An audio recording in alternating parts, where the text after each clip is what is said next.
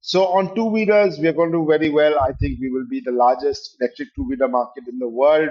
We already are. We are going to become even larger. We will be supplying electric two-wheelers to the entire world. Just like today, if you go to Africa, North or South Africa, or Latin America, or even Southeast Asia, you see TVS motorcycles, you see Bajaj motorcycles everywhere. Welcome to the Gist on Strat News Global. I'm Surya Gangadharan.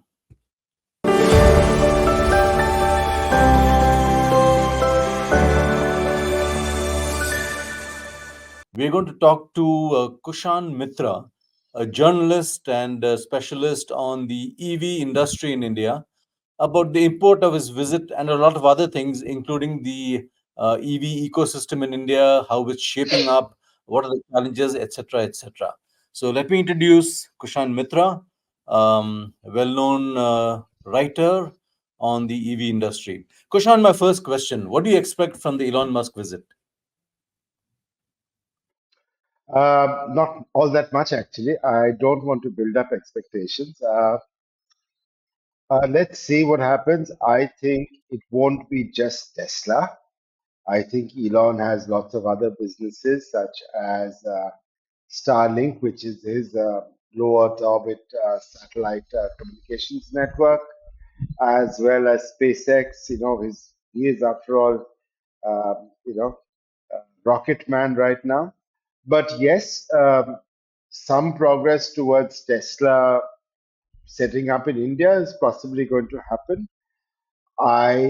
From what I understand from the people I've spoken to who are advising Tesla and others in the automotive industry, a formal announcement of when and where that will happen is still a good 2 to 3 months away, which will possibly happen after the elections conclude. Um, Elon Musk appears to be under pressure in one of his major markets, China. And he Yes. also seems to be under pressure in the US. In that sense, is the thing about India kind of, the big hope that he can try and resurrect his fortunes here? I don't think it's about resurrection. Yes, in China, several of the Chinese car makers, such as BYD and SAIC, that sells cars under the NG brand in India, have definitely caught up and exceeded the global car makers, if not Tesla. Tesla still remains top of the pile. Tesla is very much like an Apple in that sense, right? I mean, it is a car that people desire. But in North America and Western Europe, there's obviously been people who are now questioning if they should buy an electric vehicle, given the issues with charging, given the issues around range, and of course the geopolitical aspects of buying an electric vehicle, which is most likely going to involve a lot of parts coming in from China, particularly the battery. As for India, I don't think it's going to resurrect. India is the world's third largest automobile market. We sold over 4 million vehicles in the recently concluded financial year. India is expected to hit a market of about 6 million vehicles by 2030.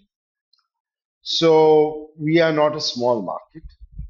And even if Tesla will be considered slightly premium by Indian standards, um, it's important for him to be in the Indian market because Elon Musk has some very high ambitions for Tesla. He wants to sell, 20 million cars by 2030, and there's no way you can achieve that number without being in the world's third largest car market.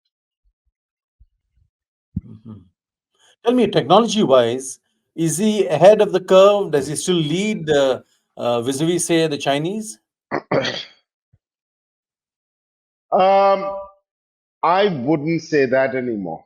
The Chinese have definitely taken great strides in the past 2 years.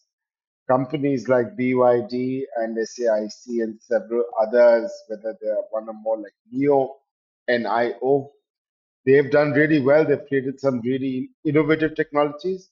China, as a country, I think under the Communist Party of China, has sunk in a lot of resources into the EV industry, from getting the lithium that is required for the batteries to doing fundamental research around chemistries. So Chinese companies BYD and CATL, which are the two largest battery makers in the world for lithium batteries, they are developing new chemistries. They have solved many of the issues with earlier chemistries.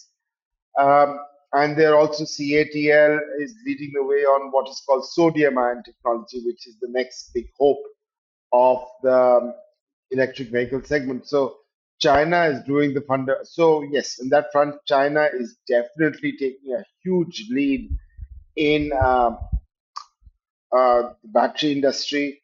Also in manufacturing, China, of course, it's there in so many other industries as well.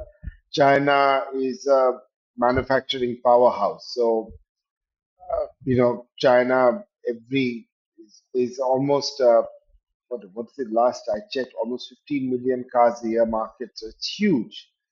And China is exporting these cars to North America, to Europe, to everywhere.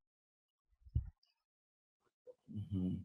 So when you said China is a market leader, I guess you're referring to the hardware. Yeah. In that sense, since we are Yes, I am. an acknowledged software power, does that give us a leg up in this industry?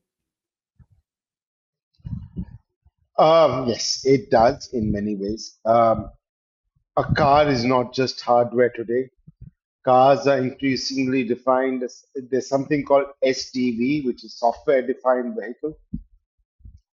A car, you don't just buy a car, you're buying a software package now. And in that regard, there's every leading car maker in the world has a software development center for their products in Bengaluru, in Hyderabad, in Pune, the three major IT hubs of India.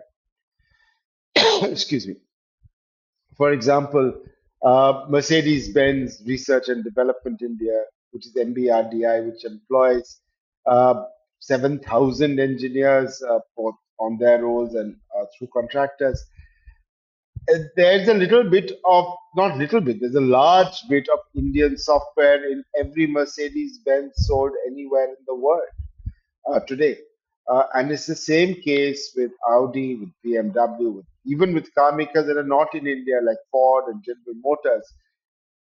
Our software written by Indian engineers, is dominating it's there on every car. And it's wrong to say that a car is just hardware. I find I know the government wants domestic value addition and all of that, and domestic value addition is sort of conflated with manufacturing, but it's not just manufacturing. We are good at software as a country. We do it very well, and we are doing it for the global automotive industry. So, in that sense, how do you see the road ahead for the EV industry in India? I mean, say over the next 5 years, I'm asking you to speculate, but where do you see it going? How do you see it developing? What are the challenges ahead? Oh, well, that's a very broad question. Okay, let's look at different segments of the market differently. Excuse me again. Um, let's start with electric two-wheelers. I think we have done some fantastic work, particularly companies like Ather Energy and Ola, as well as TVS, Bajaj, and Hero. They're doing some fantastic work in the electric two-wheeler market. We are the global leader in two-wheelers, period. Whether it's the 100cc motorcycle or it's a Royal Enfield, we are the country that makes the most two-wheelers in the world. We are taking a lead in electric two-wheelers. While we are not necessarily making the cells, yet because that is the ecosystem controlled by China. Uh, I see that changing as well. So on two-wheelers, we are going to do very well. I think we will be the largest electric two-wheeler market in the world. We already are. We are going to become even larger. We will be supplying electric two-wheelers to the entire world. Just like today, if you go to Africa, North or South Africa, or Latin America, or even Southeast Asia, you see TVS motorcycles, you see Bajaj motorcycles everywhere. So on the two-wheeler front, I think we will start exporting electric two-wheelers in volume within the next couple of years, and the Indian electric two-wheeler market will become very large.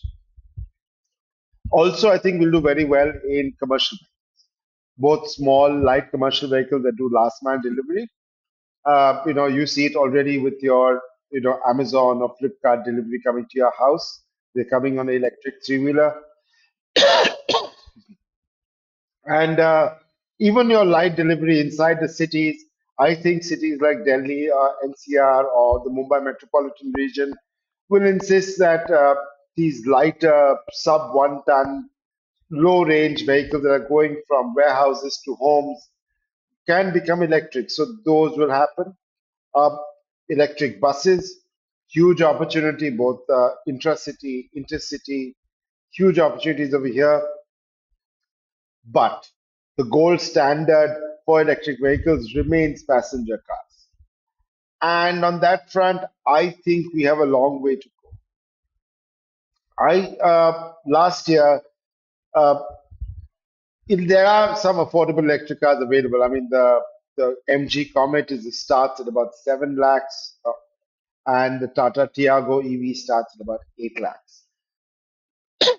Now, what is interesting is last year, the last quarter of last year, sales of hybrid vehicles were higher than that of electric vehicles. And what is surprising here was very simply, there are no cheap hybrids in the market in India right now. The cheapest hybrid, the Toyota Urban Cruiser, Hyrider, or the Grand Vitara, those cost at least 22 lakhs on road. So they're not cheap. But consumer preferences are choosing hybrids in passenger cars. That's because hybrids don't require them to be charged, right? You always have the engine, and the battery provides some electric range, which gives you fantastic fuel economy. So somebody who has a Toyota Innova High Cross, which is the latest version of the Innova with a hybrid motor, can get a fuel economy of 16 to 17 kilometers a liter, which is better than that of a small car. So consumers are choosing hybrid vehicles, despite hybrid vehicles not having a favorable tax regime or any subsidies in India. So I think consumers have chosen to go the hybrid route. I think there's still demand for electrics. Definitely in cities like Delhi and Mumbai, electrics are expensive. Because electrics in India have a lower GST rate, 5% only. They've particularly caught the fancy in the high end of the market. So vehicles like the Honda Ioniq 5 or the BMW iX, they're doing very well. But these are cars that cost 50 lakhs to 1 crore. Affordable EVs, still a very small market, and I don't think that's going to grow a lot. In fact, at the Maruti annual press conference a few weeks ago, Maruti's outgoing marketing head, Shashank Srivastav, said by 2030, he expects Maruti, which has an electric vehicle coming later this year, to only have 15% of the vehicles they make will be electrics, and 25% of the vehicles they sell will be hybrids. So even Maruti is saying Indian consumers will choose hybrids, but electrics have a market. Mhm. So, in that sense, we are not in step with, say, the rest of the world. As I mentioned earlier, and as we're seeing in the West also, particularly North America, the US market, consumers are not in love with EVs as they were a few months ago. Tesla just laid off some of their staff. Other car companies like Rivian, which was once valued at $150 billion dollars. Has seen its valuations drop to under $10 billion. They are barely able. They've also laid off people. Ford is having problems selling its Mustang Mach E, which is the electric version of the Mustang sports car, or even the electric version of the famous F-150 truck, which remains the best-selling vehicle in America. So American consumers are very hesitant because range anxiety is real. Electric vehicles have some issues in cold weather and hot weather. It needs an optimum operating temperature. For me personally, I drove the Hyundai Ioniq 5 for 8 months last year and early this year. It's a fantastic city commuter. I mean, inside the city or even going from, say, Gurgaon to Noida, it's fine. But would I take it on a really long distance trip, knowing that charging infrastructure in India is not as good as it can be or is required to be for me to have a seamless trip between, say, a Delhi and a Kanpur? I'm taking Kanpur as an example because that's where my in laws live. That's 500 kilometers door to door. I'm not confident. I'm not confident to do that trip, which I would do in a heartbeat with any other car. I wouldn't do that with an electric vehicle today because I don't, even if there are chargers, I don't want to wait for 1.5, 2 hours to charge a car. I mean, if you have a petrol car or even a hybrid for that matter, it takes what, 5 to 10 minutes to refuel. So we need to set up much more better, faster chargers across the country. There are some companies trying to resolve the charging speed issue. There is this startup in Bengaluru called Exponent Energy that's doing some really cool stuff, but that's more for commercial vehicles than for private vehicles. Mhm. You mentioned this charging infrastructure lacking in India. Is that the case also in Europe and the US? Is that also a problem there? So this past winter, I saw pictures and videos from both the US and Europe where people were waiting for hours to charge their cars because petrol pumps don't have, as I said, to fill fuel, it takes you 5 to 10 minutes. To charge a car, it takes you at least half an hour to 1 hour, even at a fast charger. And there are only so many chargers. Each of those chargers is expensive. I mean, a fast charger costs in the range of 50 to 60 lakhs if I'm setting up a 60 to 90 kilowatt hour charger. So those are expensive. So how many chargers of that speed will you set up? And if you set up so many chargers, you also need to be assured of throughput, right? I'm not going to set up a charger that's only going to be used once a day because I'm not going to get any return on investment on that. So it becomes a chicken and egg situation. Uh, so I believe the government will have a new subsidy scheme. They have a scheme called FAME that was recently discontinued. FAME 2 just sort of lapsed at the end of March. I think there'll be a FAME 3 in once the elections are done, and that will possibly subsidize or encourage the development of more chargers, better chargers on expressways, and resolve that because somebody will have to take the bite the bullet, so to speak, on setting up chargers. Yeah. Mhm. So, last question, Kushan. Um, you mentioned software, how India Yeah. is doing a lot there. In terms of the hardware, are we? Do you see the industry here moving in that direction? Do you see government policies backing those who are investing in hardware R&D? Um, okay, so the government has a new EV policy that was announced just before the Model Code of Conduct went into play. According to that EV policy, it's encouraging manufacturing in India and domestic value addition in India. If car makers will be allowed to bring in certain number of vehicles and sell them in India only if they do hit some milestones with regards to domestic value addition. And in terms of value, hardware is still important. So, yes, the government is doing a lot. There's, of course, also the performance linked incentives for the industry for both for making EV cells as well as cars. Maruti, Hyundai, Tata Motors, and Volvo Aisha, they've all benefited from the PLI scheme. They've all been approved. And the PLI scheme will obviously, you've seen the success that Apple has had making smartphones in India with the PLI scheme. You've seen the success PLI has had in air conditioners. So, yes, definitely, I think the PLI scheme and the EV policy will play a huge role in driving more manufacturing, more hardware in India. And of course, we don't know how the market will evolve.